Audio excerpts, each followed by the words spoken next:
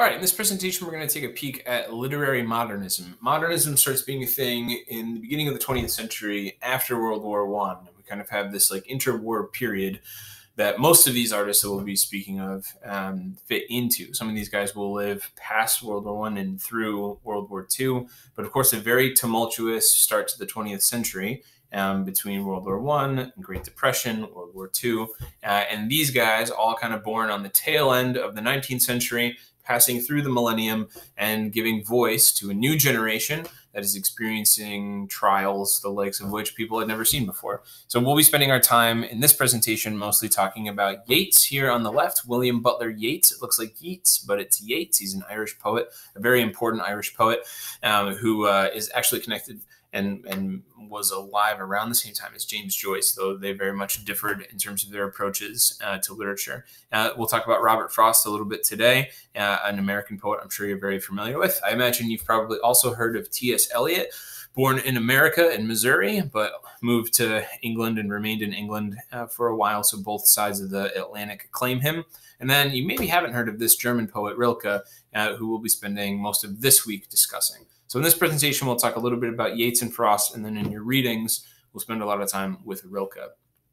So modernism as a concept shows up in literature, and it also shows up in art. We're not yet at modern art. We're still kind of hanging back in the 19th century in our exploration of art. But as we're moving through our literature study, we've arrived at modernism. Modernism is going to break down some of those institutions and structures that used to make a lot of sense for people. So prior to World War I, you see an overflow of religious sentiment and ideas, and that stuff that had been eroding since the Renaissance and through the Enlightenment has now started to be really untenable for people. As they start to see the suffering on the scale that World War I will bring, people start to have big questions about the world. And that questioning and those doubts and that kind of existential dread that we'll talk about in a little bit pushes people towards fragments rather than these tremendous masterpieces of the old masters.